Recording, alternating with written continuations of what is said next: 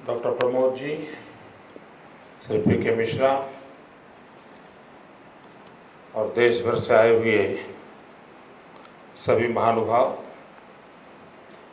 गुजरात में आप सबका स्वागत है।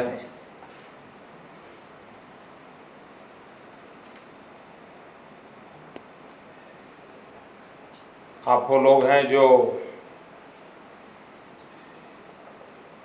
शासन व्यवस्था का बड़ा लंबा तजुर्बा रखते हैं। अनेक वर्षों तक इस व्यवस्था को आपने नेतृत्व दिया है और आपको काफी अनुभव भी है। और आप जिस व्यवस्था में हैं वहां से भी आप बहुत कुछ कंट्रीब्यूट कर ही रहे हैं। और आप सब यहाँ आए हैं तो गुजरात को भी आप लोगों से बहुत कुछ सीखने का अवसर मिलेगा। आपकी जो बेस्ट प्रैक्टिसेस होगी, जो भिन्न भिन्न राज्यों में आपने लागू किया होगा, वो शायद हमारे भी कुछ काम आ सकती हैं और हम जरूर उसका फायदा उठाएंगे।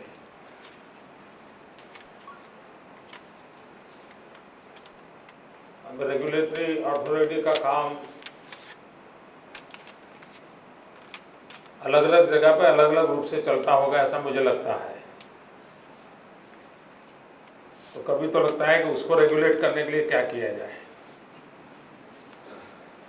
और वो सबसे बड़ी आवश्यकता मुझे लगती है।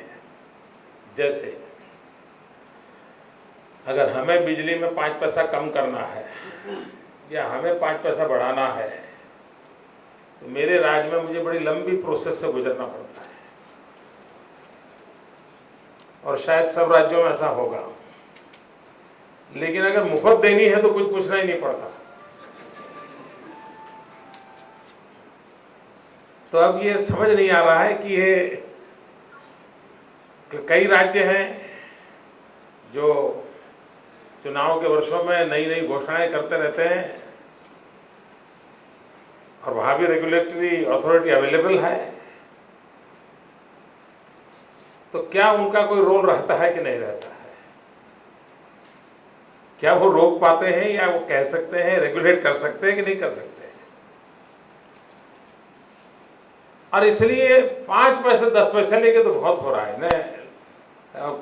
पूरा हाथ ही चला जाए ठीक है, लेकिन पूछ नहीं जानी चाहिए। और इस अर्थ में मैं मानता हूं इस व्यवस्था को और अधिक वैज्ञानिक कैसे बनाया जाए। अब जैसे गैस और पेट्रोलियम सेक्टर है, अब आज गुजरात गैस बेस्ड इकोनॉमी पर शिफ्टिंग कर रहा है, बहुत तेजी से कर रहा है। हमारे पास अपना गैस भी उपलब्ध है, हमारी भूमि पर भी गैस उपलब्ध है। कुछ इलाके हैं जहां कोयला उत्पन्न होता है, कोयला वहां उपलब्ध है। जहां कोयला उत्पन्न होता है वहां कोयले उस राज्य को कोयला देने के नॉर्म्स, और जहां गैस उत्पन्न होता है उस राज्य में गैस देने के नॉर्म, दोनों में बहुत बड़ा अंतर है। मेरे यहां गैस होता है लेकिन मुझे महंगा पड़ता है, कोयला जहां होता है उसको कोयला सस्ता पड़ता है। यानी हमारी पूरी व्यवस्था में क्या कमी है?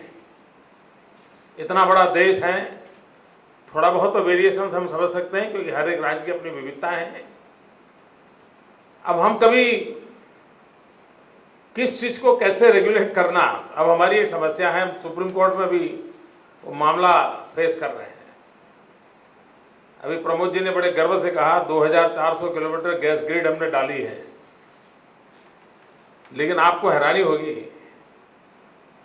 भारत सरकार हमको कहती है कि ये डालने का अधिकार आपको नहीं है।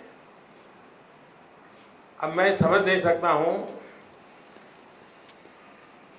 कि किसी राज्य सरकार के लिए भी किसी नगरपालिका में पानी की पाइपलाइन डाले या अंडर डाले, ये स्टेट निर्णय नहीं कर सकता, उस नगरपालिका पर छोड़ना पड़ेगा। वैसे ही गैस की पाइपलाइन कोई राज्य डाले, कहां डाले, डाले या न डाले, ये निर्णय दिल्ली नहीं कर सकता है। और हमें कोर्ट के अंदर मामला ले जाना पड़ा। अब ये कठिनाइयां ना होती तो शायद मेरे राज्य में गैस ग्रिड की पूरी व्यवस्था बदल जाती। कभी मुझे लगता है कि हम हिंदुस्तान को मॉडर्न बनाना चाहते हैं क्या, हम आधुनिक बनाना चाहते हैं क्या। अब हमारे इंफ्रास्ट्रक्चर के लेवल पे, इंफ्रास्ट्रक्चर के क्षेत्र में एक जगह मुझे ऐसी लगती है, आप जैसा मेरी कोई एक्सपर्टाइज नहीं है, लेकिन मेरे मन में आते आते जो विचार आया मैं बता रहा हूं कि अब हमें किस लेवल का इंफ्रास्ट्रक्चर चाहिए, उसके पैरामीटर्स क्या हो, रिक्वायरमेंट के अनुसार ग्रेडेशन क्या हो। हमारे भाई ए ग्रेड के एरियाज हैं जहां पर इस प्रकार का इंफ्रास्ट्रक्चर चाहिए, डी ग्रेड का एरिया जो है इस प्रकार का मिनिमम चाहिए। और अगर उस प्रकार का इंफ्रास्ट्रक्चर चाहिए तो क्या पूरे देश में टेंडर के नॉर्म्स का कोई रेगुलेशन है?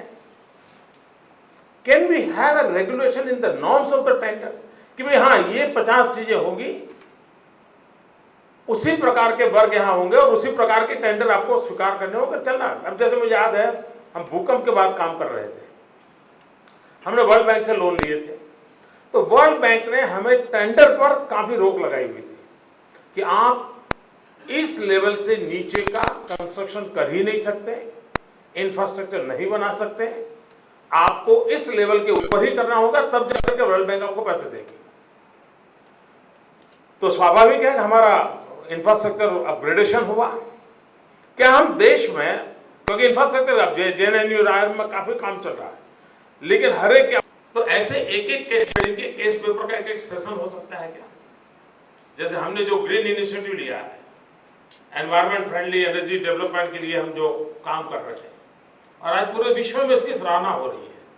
और मैं मानता हूं कि गुजरात के इस इनिशिएटिव के कारण पर्टिकुलरली सोलर एनर्जी में बहुत बड़ा ब्रेक थ्रू होने वाला है।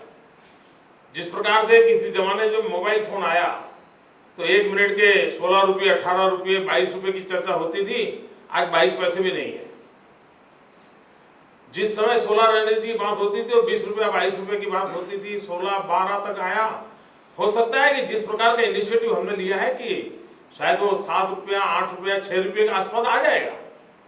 अगर कोई इनिशिएटिव लेता है, ब्रेक थ्रू करता है, तो स्थितियों को बदलता है। क्या हम उस दिशा में ऐसे जो सफल प्रयोग हुए हैं उस पर सोच सकते हैं क्या? अब हमारा इलेक्ट्रिसिटी कंपनी 2,500 करोड़ के घाटे में थी और ये 2,500 करोड़ रुपीज मेरा डेफिसिट था, लॉस था।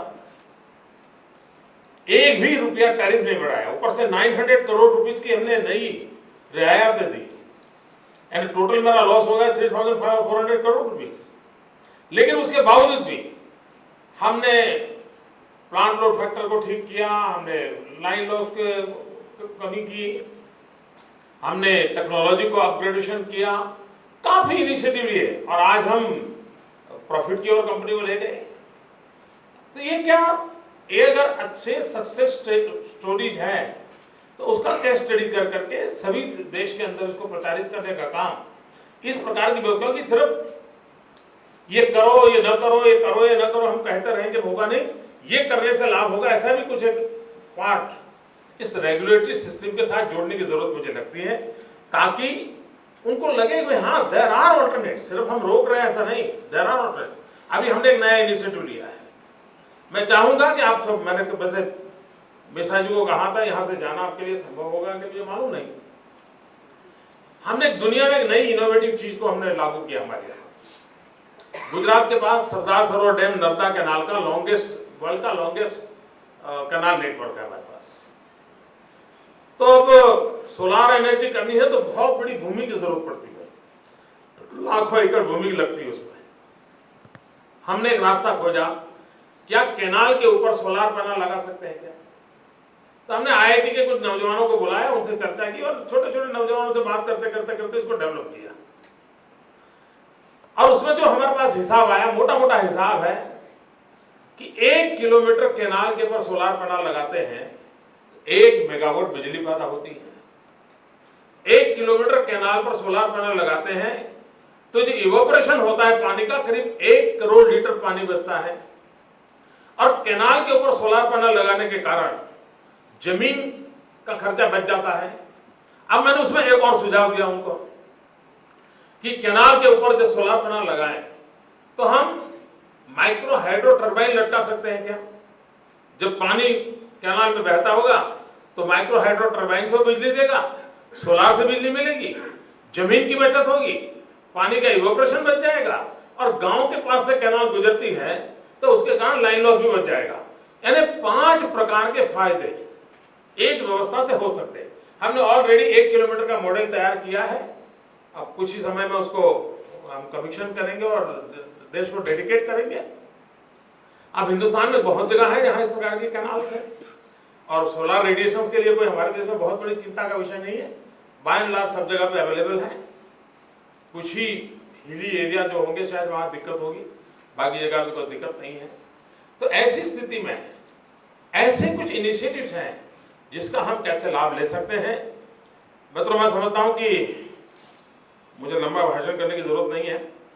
आपके मन में कुछ सवाल हो, कुछ जानना चाहते हो, आपके मन में कुछ सुझाव हो जो हमारे काम आए, तो हम थोड़ी गप्पा गोष्ठी करेंगे। मेरी असेंबली चल रही है कि मुझे बाद में निकलना पड़ेगा, लेकिन मैं समझता हूं बातचीत का ये अवसर अच्छा रहेगा। फिर एक बार आपका स्वागत है। धन्यवाद।